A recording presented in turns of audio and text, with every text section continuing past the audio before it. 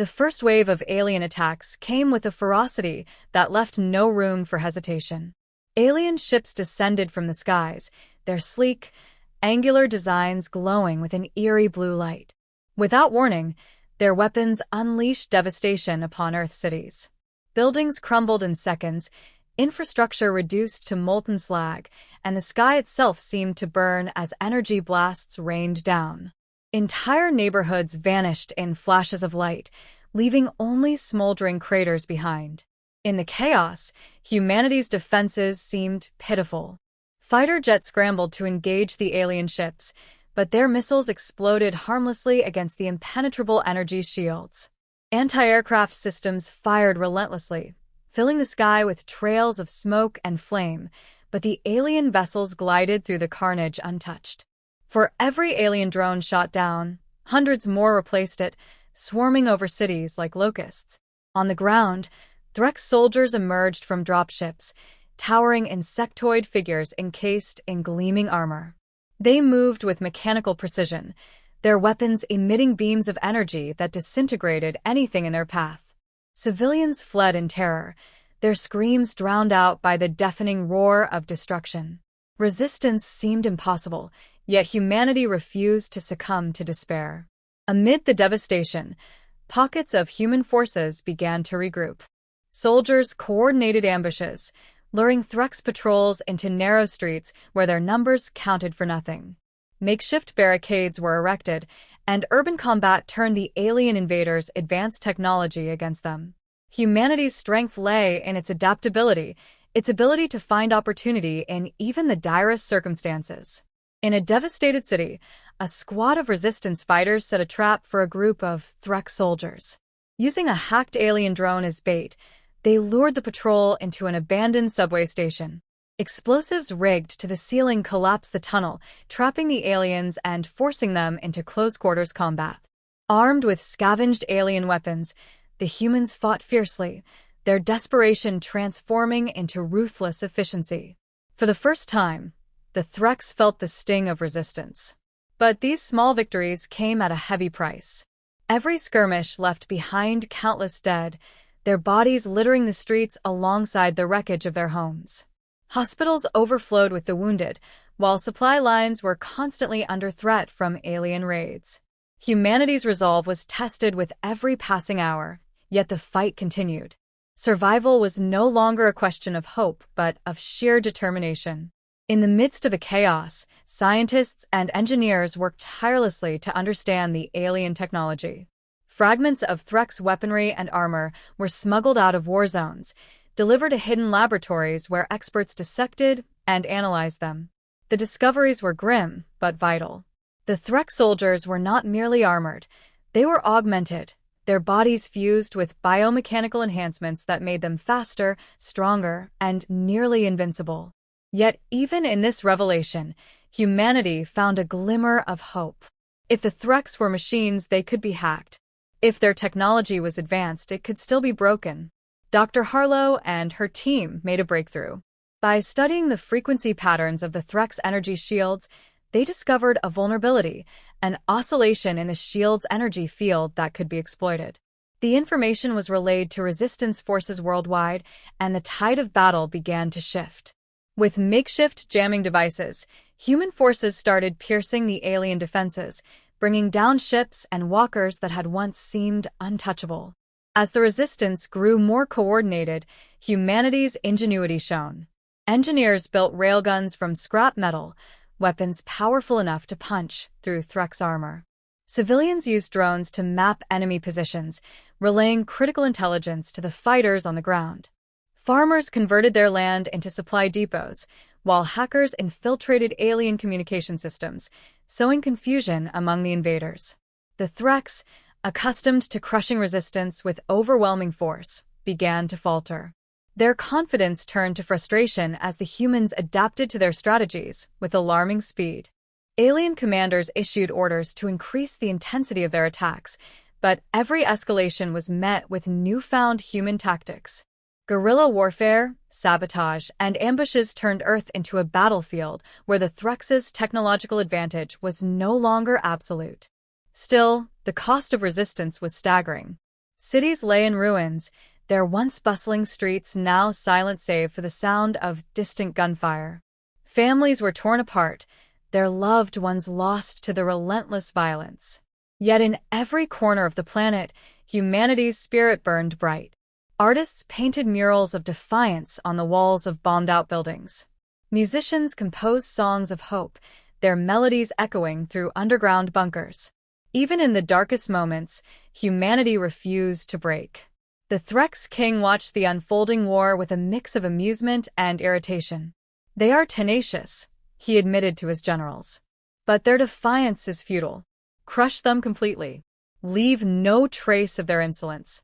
His commands were obeyed, without question, and the Threx forces intensified their assault.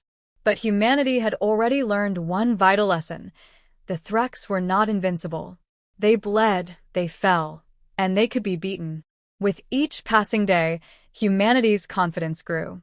The war was far from over, but for the first time, the dream of victory no longer seemed impossible. Humanity would endure, not because of superior technology or numbers, but because of an unyielding will to survive. The Threx had come to dominate, but they had underestimated the indomitable spirit of humankind. The tide of the war began to shift as humanity's defiance turned into calculated offense. Across the globe, resistance forces, now equipped with the knowledge of the Threx shield's vulnerability, launched coordinated attacks. Alien ships that once hovered untouchable over cities were brought down with precision strikes. Human ingenuity was now the equalizer in a war where brute force alone had once seemed insurmountable.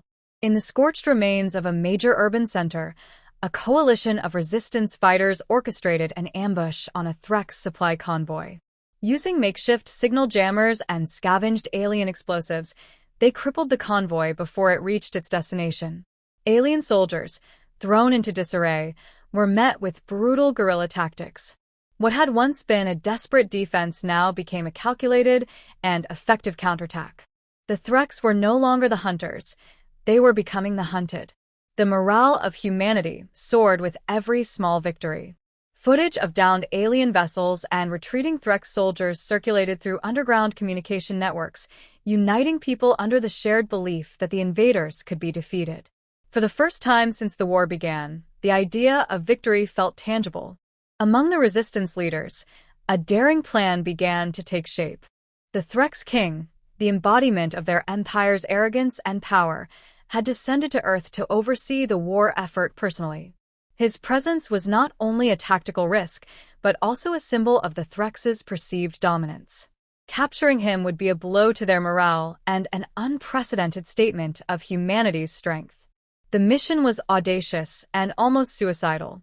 A small team of elite fighters, armed with experimental weapons and an intimate knowledge of alien technology, infiltrated the heavily fortified base where the king was stationed. The operation demanded precision, every step fraught with danger. Alien drones patrolled the perimeter, and the air hummed with the sound of Threx machinery. But the humans moved with determination, their every action guided by the knowledge that failure would mean annihilation. Inside the base, the Threx King sat in a chamber of shimmering organic metal, surrounded by his elite guard. He exuded an aura of invincibility, his every movement a reminder of the empire he commanded. Yet even he could not anticipate the ferocity of the attack that followed. The human team breached the inner sanctum, using jammers to disable the Threx's defensive systems. Explosions rocked the facility as the invaders pushed forward, cutting through the alien guards with ruthless efficiency. The confrontation with the king was brief, but violent. Despite his immense power, he was overwhelmed by the sheer audacity of the humans. He roared in defiance as they subdued him, his once gleaming armor scorched and broken. For the first time, the Threx King looked upon humanity with something akin to fear. Dragging him from the ruins of his fortress, the resistance fighters broadcast their victory to the world. The sight of the alien king, once untouchable, bound and beaten, was a rallying cry for humanity. Across the globe, people rose with renewed determination, their spirits ignited by the undeniable proof that even the mightiest enemy could be brought to its knees. The Threx forces, stunned by the loss of their leader, faltered. Without his command, their once coordinated assaults became chaotic and disjointed.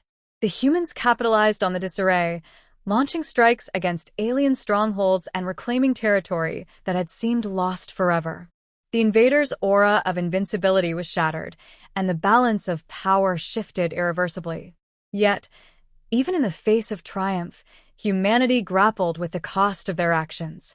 The alien king was paraded through the ruins of a devastated city, a symbol of victory, but also a stark reminder of the war's brutality. Some questioned the morality of their methods, debating whether such displays were necessary or if they risked losing what made humanity distinct. Others argued that the message was essential, a warning to the universe that humanity would not bow to oppression, no matter the cost. As the war raged on, the capture of the Threx king became a turning point, not just in strategy but in spirit. The invaders had come expecting submission, but they had found resilience and defiance. Now, humanity was no longer fighting for survival alone. They were fighting to prove that they were not a species to be underestimated or subjugated. The Threx had underestimated humanity's will, and now they faced the consequences of their hubris. With the Threx king in chains and their forces in disarray, humanity began to see the outlines of an end to the war. But victory was far from assured. The Threx fleet remained in orbit, their weapons poised to rain down destruction if humanity pushed too far. The king's capture was a devastating blow to their morale, but it also triggered desperation among the alien ranks.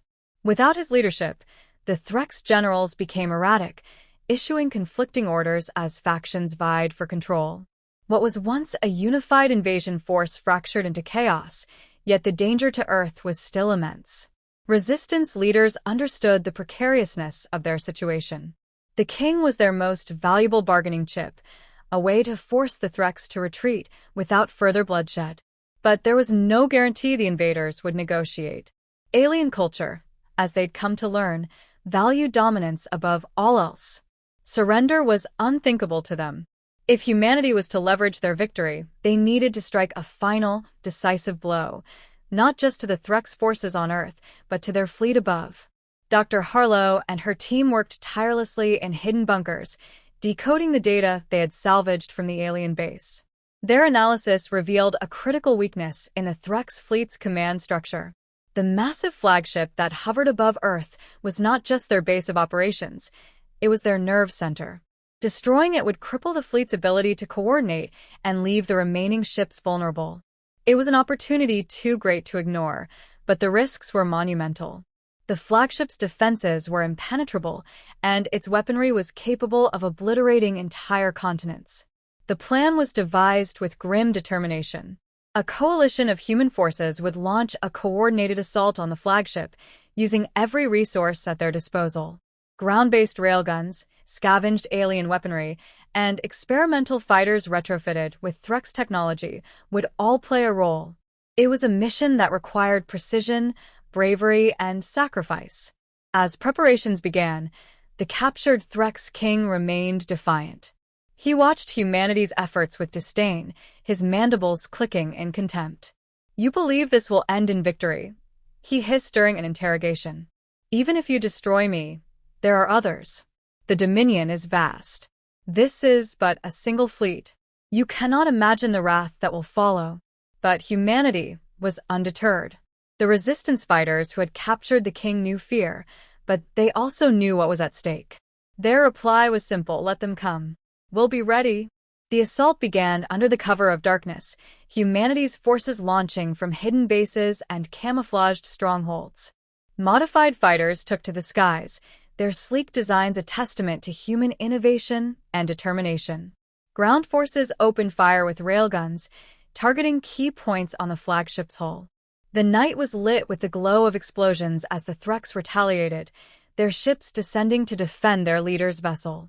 The battle that followed was nothing short of apocalyptic. The skies above Earth became a war zone, a maelstrom of fire and destruction. Human pilots, outmatched in technology but unmatched in courage, executed daring maneuvers to evade alien fire and strike at the flagship's defenses. On the ground, Resistance forces fought tooth and nail to hold back the alien reinforcements, using every trick and tactic they had learned in the war. Dr. Harlow's team played a pivotal role, guiding the assault from a hidden command center. Using the knowledge they had gleaned from alien systems, they directed the fighters to exploit the weaknesses in the flagship's defenses. Each strike brought the massive vessel closer to collapse, but the cost was staggering. Planes were shot down, railgun emplacements destroyed, and lives lost in the desperate push for victory. In the final moments, a small squadron of experimental fighters broke through the flagship's defenses. Armed with a prototype weapon developed by Harlow's team, they targeted the ship's core, a massive reactor that powered both its weapons and its shields. The Threx defenders fought ferociously, but the human pilots pressed on, their resolve unshaken. With one last, devastating strike, the reactor was breached. The explosion was blinding, a burst of light that turned night into day. The flagship, the heart of the Threx invasion, was torn apart in a fiery cascade of destruction. The shockwave rippled through the remaining fleet, disabling ships and sending others into retreat. For the first time since the war began, the skies above Earth were clear of alien ships. On the ground, the news spread like wildfire. The flagship's destruction marked the end of the Threx invasion. Across the globe, humanity erupted in celebration. The war was not without its cost. Cities lay in ruins and countless lives had been lost. But Earth had survived. Humanity had endured. The captured Threx king, once the symbol of an unstoppable empire, now sat in silence. The arrogance in his gaze was gone, replaced by something he had never expected to feel: respect. "You are resilient," he admitted, his voice a low rumble.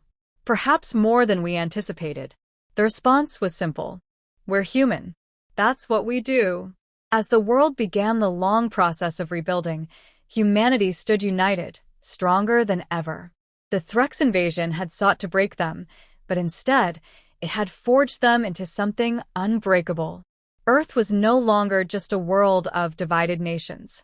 It was a single force, bound together by the shared belief that no matter the odds, no matter the enemy, humanity would endure.